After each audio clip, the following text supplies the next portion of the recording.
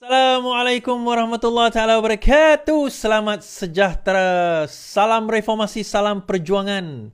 Salam pasik, salam kekal tegang kepada geng-geng yang berada di menonton saya dan mengintai saya daripada jauh. Kan, yang tak masuk dalam ni mungkin mengintai daripada jauh. Tolong share tuan-tuan. 830 orang mata memandang, 2-3 orang je share. Kesian saya. Share dalam Facebook ke, dalam TikTok ke, dalam WhatsApp ke, dalam apa saja aplikasi, tolong share tuan-tuan. Tak salah, tak rugi, tak ada orang kata makan modal, orang kata kan, tak perlu keluar modal, tak perlu keluar duit nak share live kita ni. Tuan-tuan juga boleh tap kan, klik button love, button like, button apa semua tu button yang ada dekat ni. Bila kita klik, kita like, itu kaedah untuk kita nak bagi tahu bahawa live itu aktif. Sebenarnya. Jadi lebih ramai orang melihat. Kadang-kadang orang bertanya pada saya, macam mana Iswardi saya nak membantu live Iswardi ni? Tak perlu bantu banyak. Macam saya kata tadi, share, like, subscribe. Lepas tu tap love, tap like, komen.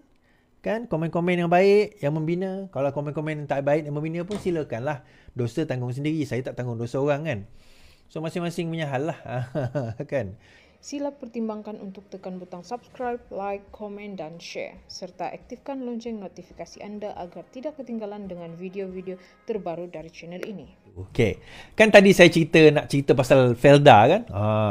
Ada walaun kata, Felda rugi, kegagalan kerajaan Madani, dia kata.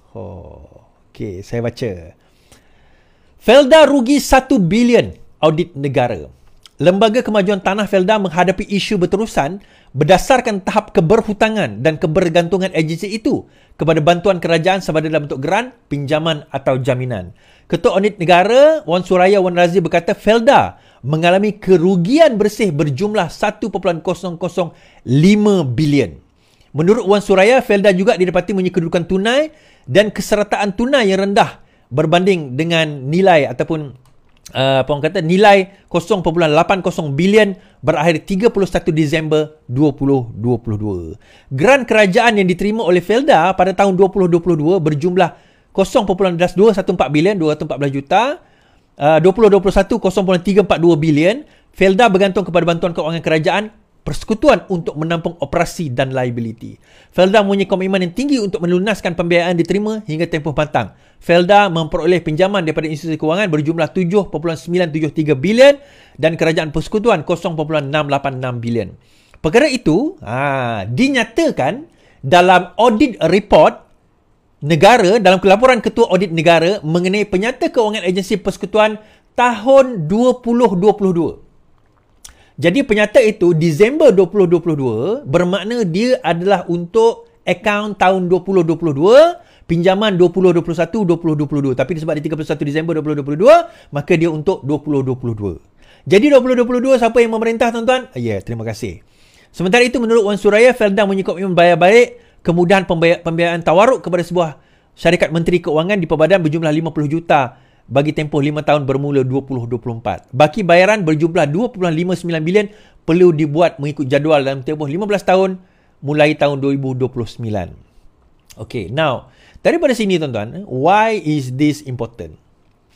Nah, kita macam saya kata tempoh hari, kita mewarisi kegagalan kerajaan sebelum ini. Okay. Kita mewarisi kegagalan kerajaan sebelum ini. Walaupun Isa Samad didapati tidak bersalah pada hari ini kerana kekurangan bukti yang menunjukkan berlaku transaksi tersebut, tetapi kita tak boleh menafikan, saya tak kata Isa Samad, tapi kita tak boleh menafikan bahawa terdapat banyak salah laku di dalam Felda itu sendiri.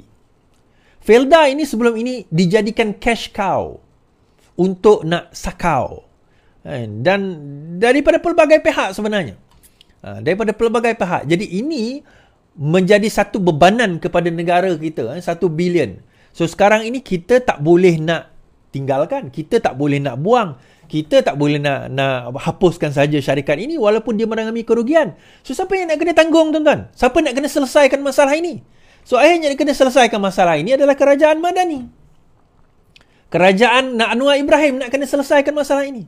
So bila kita berjaya selesaikan masalah ini nanti, saya percaya dia boleh diselesaikan. Apa yang walaun akan maki kita? Dia akan kata kita gagal. Padahal kegagalan itu kita waris daripada mereka. Akaun itu adalah 31 Disember 2022. Siapa jadi pemerintah Kerajaan Bersatu Kerajaan PAS? Jadi nak salahkan siapa, tuan-tuan? Kan? dia seronok dia baca Felda gagal 1 bilion, tapi dia orang tak faham baca akaun. Bodohnya dia orang ni, tuan-tuan. Akaun tak reti nak baca. Dan membawa kebodohan ini, saya nak tanya, apakah akan ada makian, cacian dan hamunan serta kekafiran yang akan dilontarkan oleh PAS kepada Bersatu? Apakah akan ada makian, cacian, kekafiran, kefasikan yang akan dilontarkan oleh PAS kepada Bersatu? Kenapa?